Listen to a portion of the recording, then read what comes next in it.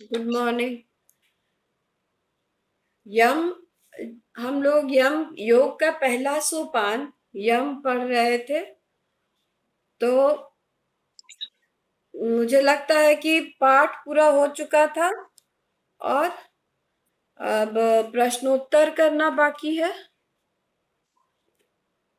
प्रश्नोत्तर बाकी है अभी। हाँ।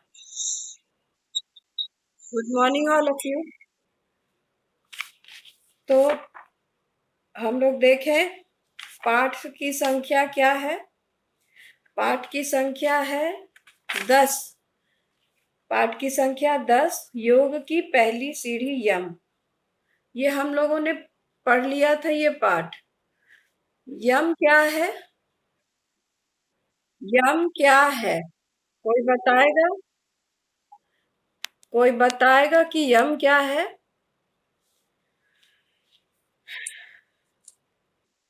यम का अर्थ है वश में करना, अनुशासन और मर्यादा में रहना। ठीक है, यम का अर्थ है वश में रहना। वश में रहना अर्थात किसको वश में करना? अपनी इंद्रियों को वश में करना, वो होता है यम। तो यम अर्थात अपनी इंद्रियों को वश में कर रखना और अनुशासित रहना यम कहलाता है। और मृत्यु के देवता को भी यम कहा जाता है। Good morning. उसके बाद है यम कितने हैं, प्रत्येक का नाम लिखकर उसका अर्थ समझाएं। तो यम 5 हैं। कौन कौन से है? सत पहला है अहिंसा, उसके बाद सत्य, उसके बाद अस्तेय, फिर ब्रह्मचर्य, उसके बाद अपरिग्रह। अहिंसा किसे कहते हैं? अहिंसा वन कर्म मन कर्म और वचन से किसी को कष्ट न देना अहिंसा कहलाता है। और उसके बाद है सत्य, जो वस्तु जैसी है, जिस दशा में है उसको उसी तरह स्वीकार करना सत्य कहलाता है। और हमें हमेशा ही ऐसा सच बोलना चाहिए जो प्रिय हो। अप्रिय सत्य को कभी नहीं बोलना चाहिए। उसके बाद है अस्तेय। अस्तेय का अर्थ है चोरी नहीं करना, बिना पूछे किसी की वस्तु या किसी के धन को ले लेना, जबरदस्ती ले लेना, बलपूर्वक ले लेना चोरी कहलाता है। और अपने कर्तव्य से विमुख होना, अपने कर्तव्य को पूरा ना करना, वह भी चोरी करता है कहलाता है। उसके बाद है उसके बाद ब्रह्मचर्य। तो ब्रह्मचर्य क्या है?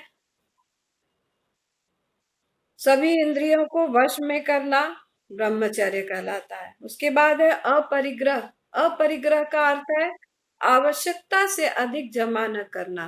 जितनी की आपको आवश्यकता है उतना ही जमा करना अपरिग्रह कहलाता है। अस्तेय तथा अपरिग्रह का क्या संबंध है? तो अस्तेय होता है चोरी न करना, जितना आपके पास है उतना ही में संतोष करना, वह हो गया अस्तेय। और अपरिग्रह का अर्थ है कि आवश्यकता से अधिक धन न जोड़ना, वह भी एक तरह से चोरी है। हम एड़ी चोटी एक कर देते हैं आवश्यकता से अधिक जमा करने के लिए, तो वह नहीं करना है। तो वही है अस्तेय तथा अपरिग्रह का यही अर्थ है कि आवश्यकता से अधिक पाना, वही संबंध है दोनों में। जितना है उसी में संतोष रखना, यह अस्तेय और अपरिग्रह में संबंध यही है कि जो अपने पास है, जितना अपने कर्म द्वारा प्राप्त हुआ है उसी में संतुष्ट रहना, यही संबंध है अस्तेय और अपरिग्रह में। अपना जितना भी अर्जा हुआ है, जितना भी कमाना हुआ है, उसी में संतुष्ट रहना अपरिग्रह और अस्तेय का संबंध है। ब्रह्मचर्य का क्या महत्व है? ब्रह्मचर्य का पालन करने से समाज में व्यवस्था, स्वयं में व्यवस्थित जीवन व्यवस्थित होता है। तो ये हो गया ब्रह्मचर्य। ब्रह्मचर्य का यही लाभ है। तो ब्रह्मचर्य का लाभ के लिए देखो, इसमें वास्तव में ब्रह्मचर्य का पालन करने वाला व्यक्ति अपनी शारीरिक, मानसिक और आत्मिक शक्ति से प्रभु को पाने में समर्थ होता है। ऐसा व्यक्ति जनता को अपनी सोच व व्यवहार के अनुकूल बना लेता है। इससे बड़ा लाभ यह होता है कि ऐसे व्यक्ति से समाज में संयम व मर्यादा का अनुशासन बने रहता है। वह अनुशासन बना रहता है। समाज पर इसका प्रभाव बहुत अच्छा पड़ता है। जो ब्रह्मचर्य का पालन करता है वह समाज पर इसकी छवि बहुत अच्छी पड़ती है। ठीक है। तो ये हो गया ब्रह्मचर्य का महत्व। अब हम आगे का पाठ देखते हैं। योग की द्वितीय सीढ़ी नियम। योग की द्वितीय सीढ़ी नियम। तो पहला क्या था? बताओ, पहला योग की पहली सीढ़ी क्या थी? योग की पहली सीढ़ी क्या थी? यम। अब दूसरी सीढ़ी क्या है? नियम। Very good. नियम है। योग की द्वितीय सीढ़ी नियम है। आप लोगों ने एक मैंने सिलेबस भेजा है, क्या उसमें दिया हुआ है धर्म शिक्षा का सिलेबस? हाँ। तो उसमें है ना, नियम आ रहा है ना इस बार पहले सत्र में? ठीक है, हम लोग पढ़ लेते हैं। योग के 8 अंगों में यम के पश्चात दूसरा स्थान नियम का है। यम का व्यवहार समाज के क्षेत्र में होता है। नियम का व्यवहार व्यक्ति के निजी क्षेत्र में होता है। तो यम का व्यवहार समाज के क्षेत्र में होता है और नियम का व्यवहार व्यक्ति के निजी क्षेत्र में होता है, मतलब अपने जीवन के लिए। नियम 5 हैं। शौच, संतोष, तप, स्वाध्याय, ईश्वर प्रणिधान और ये नियम है। कौन कौन है? शौच, संतोष, तप, स्वाध्याय और ईश्वर प्रणिधान। तो 5 है नियम। कौन कौन से हैं बताइए, आप लोग रिपीट कीजिए। रिपीट कीजिए।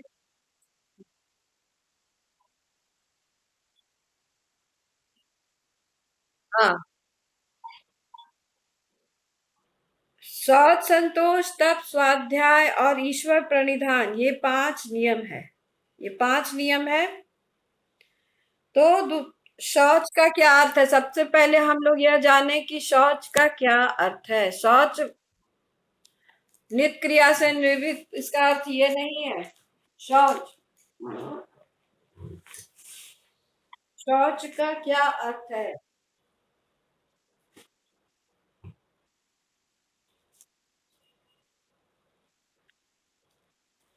मन और शरीर से स्वच्छ होना। मन और शरीर से स्वच्छ होना शौच कहलाता है। नियम, नियम भी 5 हैं।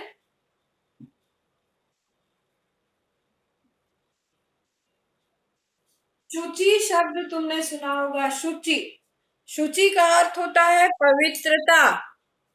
शुचि का अर्थ होता है पवित्रता। तो शौच, संतोष, शौच। अब हम सबसे पहले जाने कि शौच क्या है। शौच का अर्थ है मन तथा शरीर से स्वच्छ होना। हाँ, शरीर से स्वच्छ होना। मन तथा शरीर से स्वच्छ होना।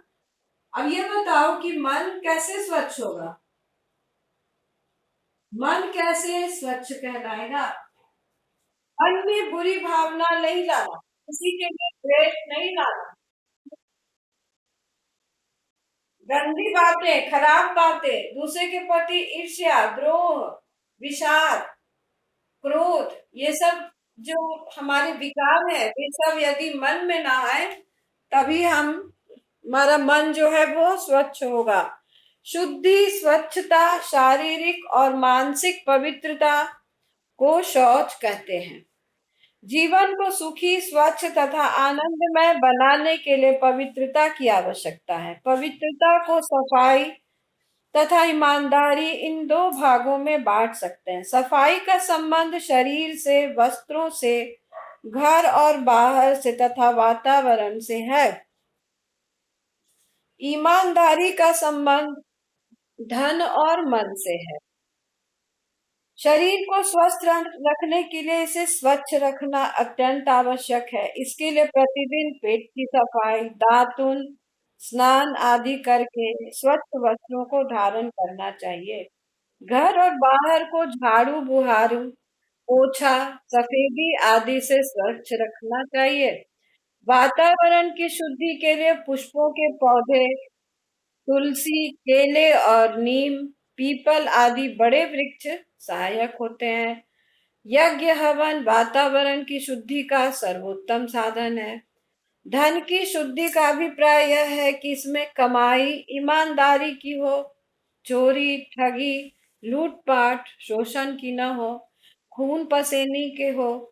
मन की शुद्धि का अभिप्राय है कि हमारा मन ईर्ष्या, द्वेष, अहंकार आदि बुरे भावों से मुक्त होकर दूसरों के प्रति मैत्री, सद्भावना और सहयोग आदि सद्भावों से भरा रहे। मनु महाराज ने इन सब पवित्रताओं में धन की पवित्रता को मुख्य माना है।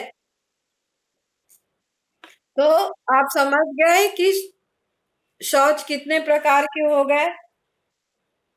शरीर की स्वच्छता, मन की स्वच्छता और धन की स्वच्छता। और मनु ने किसको सबसे श्रेष्ठ माना है? मनु ने किसको सब धन की स्वच्छता। धन की स्वच्छता का क्या अर्थ है? धन की स्वच्छता का अर्थ क्या है? बिल्कुल अपनी, हाँ, बिल्कुल मेहनत, मेहनत का पैसा हो, ईमानदारी का पैसा हो, लगन का पैसा हो, पसीने से बहाया हुआ जो धन होता है वही स्वच्छ धन है। अब है संतोष। तो हमें तीन प्रकार से स्वच्छ रहना चाहिए, मन से, शरीर से और धन से। और वातावरण को भी स्वच्छ रखना चाहिए, अपने घर को साफ सुथरा रखना चाहिए। रोज झाड़ू बुहारू, साफ पोछा, बाहर अंदर सब जगह सफाई रखनी चाहिए। तब वही है, ये सब योग ही है। स्वच्छता भी योग है। शौच, जिसे शौच कहते हैं। उसके बाद आता है संतोष। संतोष, संतोष का क्या है अर्थ है? ये दूसरा नियम है संतोष। संतोष का अर्थ है कि पूरी तत्परता, पुरुषार्थ और प्रयत्न से किए हुए कर्म का जो फल प्राप्त हो उससे अधिक का लोभ न करना। तो अपने द्वारा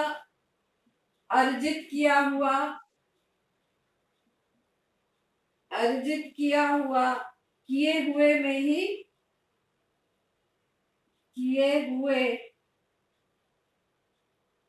में ही संतुष्ट रहना।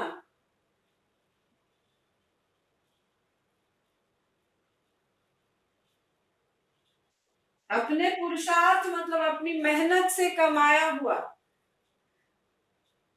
जो भी है उसमें संतुष्ट रहना ही संतोष कहलाता है। तब इसको हम आगे पढ़ेंगे।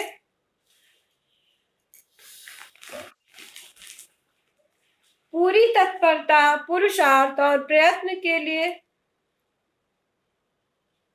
पूरी तत्परता, पुरुषार्थ और प्रयत्न के लिए से किए हुए कर्म का जो फल प्राप्त हो उससे अधिक का लोभ न करना संतोष कहलाता है। विजय हो या पराजय, हानि हो या लाभ, सुख हो या दुख, सब अवस्थाओं में मन को प्रसन्न रखना ही संतोष है। हालांकि ये बहुत कठिन है, परंतु प्रत्येक दशा में मन को प्रसन्न रखना संतोष कहलाता है।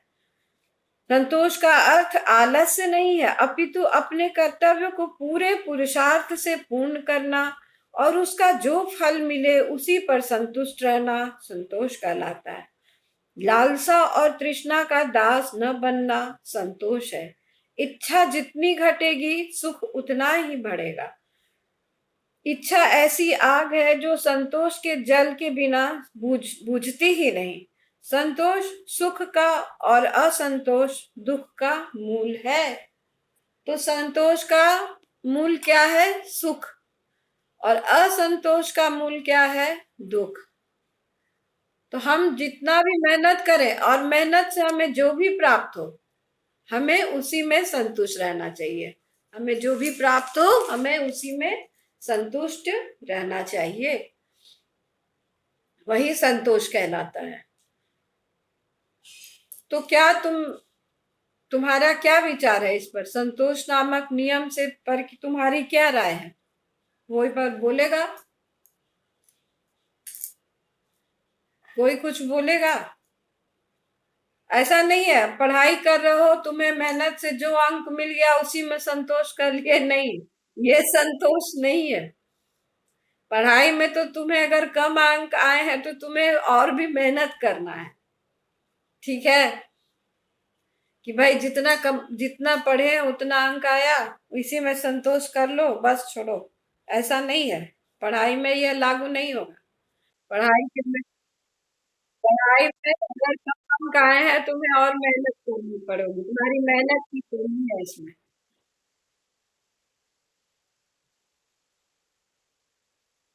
बहुत सारी आवाजें आ रही है, किसकी?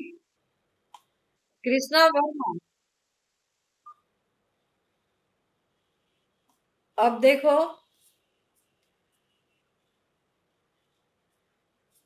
सबने ठीक है, आज अटेंडेंस थोड़ा ठीक है पहले से, उधर तो बहुत कम हो गया था। तब हो गया संतोष का अर्थ आलस्य नहीं है।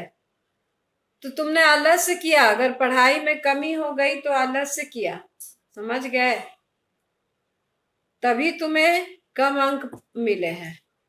इसलिए हमें पढ़ाई में पूरी लगन से, पूरी मेहनत से अच्छे अंक पाने का उद्देश्य रखना चाहिए। उसी जो अंक आए हैं उसी में संतोष नहीं कर लेना है, और अधिक अंक लाने का प्रयास करना है। अच्छा, अब आगे हम लोग देखें। तब जीवन में अपने उद्देश्य को पूरा करने के लिए धैर्य और प्रसन्नता से सुख दुख भूख प्यास सर्दी गर्मी इनको सहन करना तप है। तो तप क्या है? अपने उद्देश्य को पाने के लिए तप क्या है? अपने उद्देश्य को पाने के लिए, सॉरी, अपने उद्देश्य मतलब लक्ष्य, अपने उद्देश्य को पाने के लिए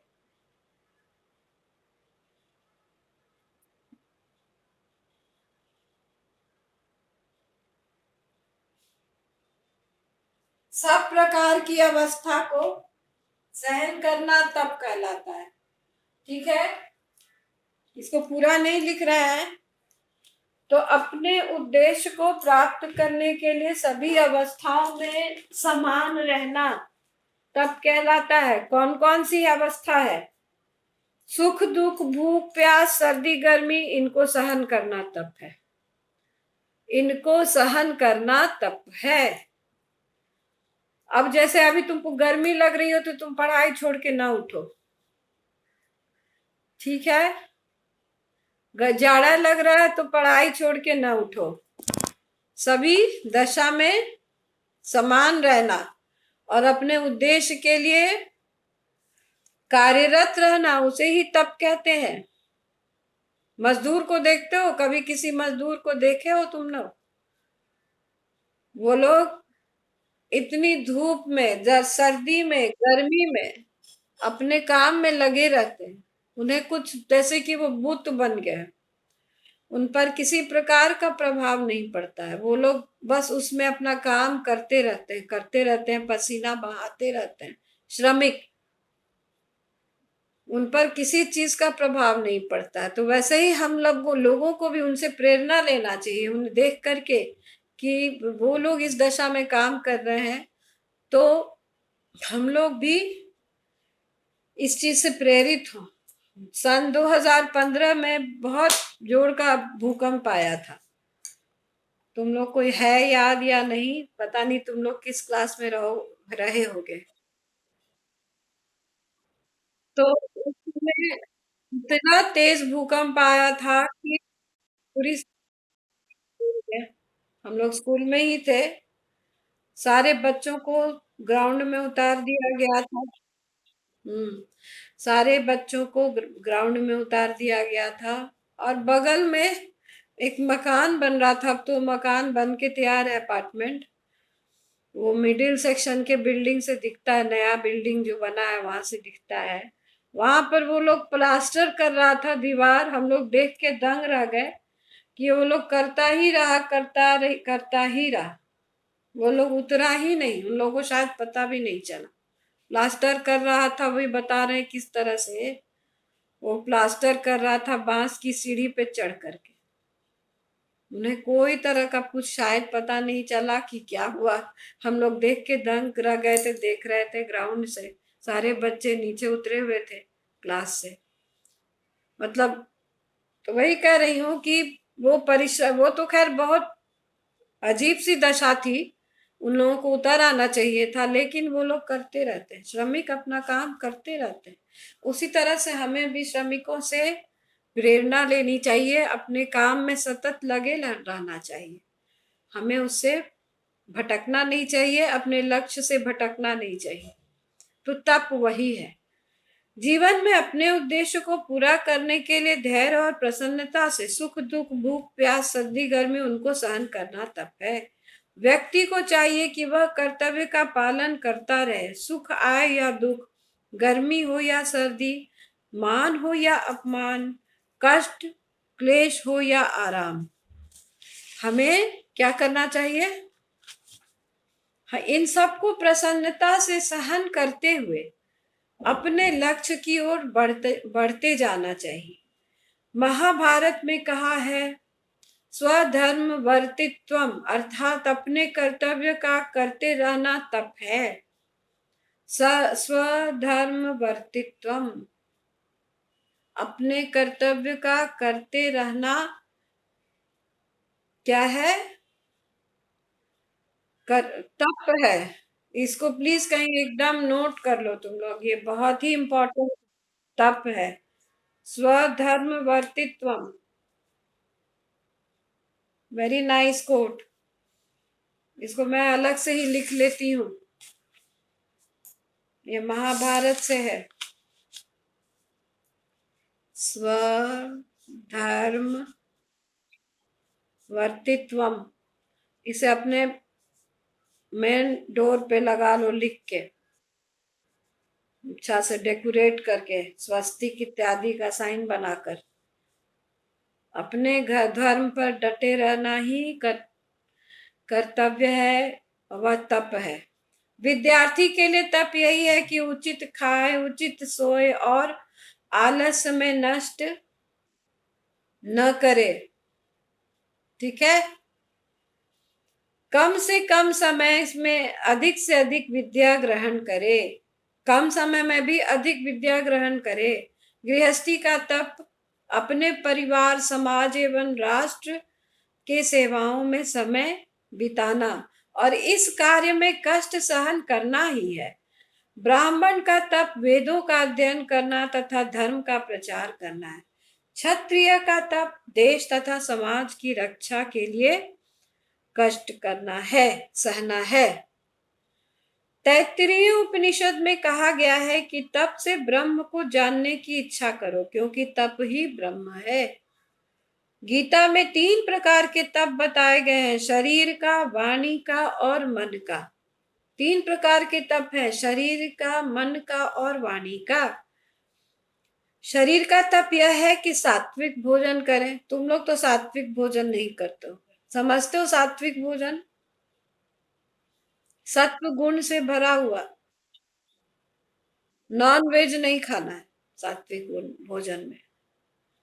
सादा भोजन, हाँ, वेजिटेरियन सादा भोजन खाना है। शरीर का, वाणी का और मन का। शरीर का तप है कि सात्विक भोजन करें और घूमें। वाणी का तप है कि सत्य, प्रिय और मीठा बोले। मन का तप यह है कि बुरे भावों और विचारों से मन को बचा कर रखें, उसे शुद्ध और पवित्र संकल्पों से भरपूर रखें। इसके बाद आ गया स्वाध्याय। स्वाध्याय, स्वाध्याय क्या है? स्वाध्याय का अर्थ क्या है? Very good.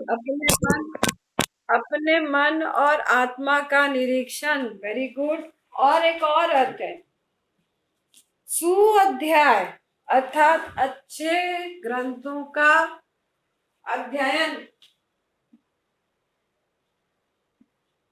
स्वाध्याय अच्छे ग्रंथ का भी अध्ययन और अपना अध्ययन। आत्मनिरीक्षण, आत्मनिरीक्षण और सुअध्याय माने अच्छे ग्रंथों का अध्ययन, यही अर्थ है। अच्छे ग्रंथ क्या है?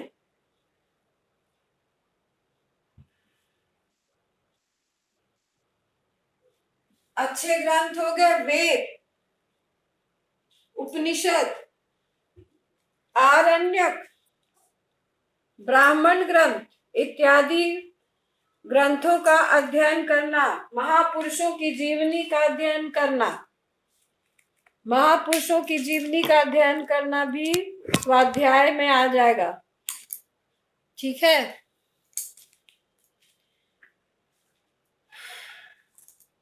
तो स्वाध्याय अर्थात स्व अध्ययन, अर्थात आत्मनिरीक्षण। स्व मतलब अपना, अपना अध्ययन। उसके बाद क्या है?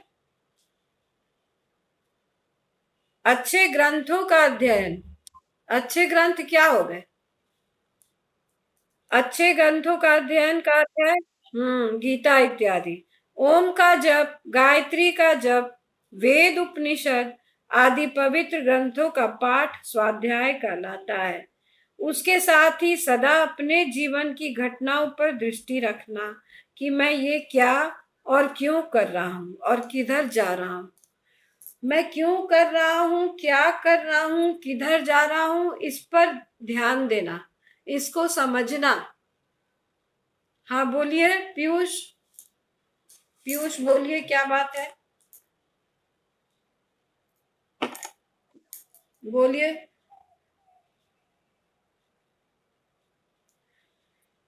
स्वाध्याय है स्वाध्ययन, अपने मन और आत्मा का निरीक्षण, ओम का जप, गायत्री का जप, वेद। ओके ओके, कोई बात नहीं। अपने मन और आत्मा का निरीक्षण, ओम का जप, गायत्री का जप, वेद, उपनिषद आदि पवित्र ग्रंथों का पाठ स्वाध्याय कहलाता है। उसके साथ ही सदा अपने जीवन की घटनाओं पर दृष्टि रखना कि मैं ये क्या और क्यों कर रहा हूं और किधर जा रहा हूं। हमेशा यह ध्यान देना कि मेरे जीवन का लक्ष्य क्या है, मैं क्या कर रहा हूं, क्या मैं सही राह पर चल रहा हूं, ये जो कर रहा हूं क्या मेरे लिए लाभदायक है, क्या मेरे जीवन में यह आगे मेरे लिए काम के योग्य है। ये सब सोच सोच, यह इन सब बातों पर कुछ सोचना स्वाध्याय कहलाता है। और अच्छे ग्रंथ का तो अध्ययन है ही, जैसे उपनिषद, उसके अलावा गायत्री का जप, ओम का जप, ये भी स्वाध्याय के अंतर्गत आता है। इसके बाद है तैत्तिरीय आरण्यक में लिखा है कि स्वाध्याय पाप से बचाने वाला है। शतपथ ब्राह्मण में जहां यहां तक लिखा है कि मन से स्वाध्याय करने वाला व्यक्ति पराधीन नहीं होता, दिन प्रतिदिन अपने लक्ष्यों को प्राप्त करता हुआ स्वयं अपना परम चिकित्सक बन जाता है। श्री व्यास जी ने लिखा है कि देवता, ऋषि और सिद्ध लोग स्वाध्यायशील अपना अध्ययन करने वाले के पास आते हैं और उसके कार्य में सहायक बनते हैं। तो व्यास जी ने लिखा है कि देवता, ऋषि और सिद्ध लोग स्वाध्यायशील के पास आते हैं और उसके कार्य में सहायक बनते हैं। स्वाध्याय उत्तम सत्संग के समान होता है। उत्तम सत्संग के समान होता है। सत्संग तो जानते हो, सत्संग क्या है वो तो जानते हो। हाँ, अच्छी संगति, अच्छे लोगों की संगति। अब है ईश्वर प्रणिधान, ये 5वां नियम है। शौच, संतोष, तप, स्वाध्याय और ईश्वर प्रणिधान। 5वां है ईश्वर प्रणिधान। 5वां नियम ईश्वर प्रणिधान है। ईश्वर प्रणिधान का अर्थ है अपने सब कर्मों को ईश्वराधीन मानकर उसी के सेवा में अर्पण कर देना। भाव यह है कि जो भी कर्म किए जाए फल सहित उनको ईश्वर को अर्पण कर देना। ईश्वर प्रणिधान की भावना रखने वाला भक्त जो भी कर्म करेगा उसे पूरी सावधानी से करेगा, क्योंकि वह जानता है कि उसका सारा कर्म ईश्वर को अर्पण करने के लिए ही है। तो हम कोई भी कर्म करने से पहले यह सोचेंगे कि यह कर्म हम सही कर रहे हैं या गलत, क्योंकि हमें अपने कर्मों को ही ईश्वर के चरणों में रखना है। तो हम अवश्य ही इस पर ध्यान देंगे कि हम सही कर्म कर रहे हैं या गलत कर्म कर रहे हैं। ठीक है,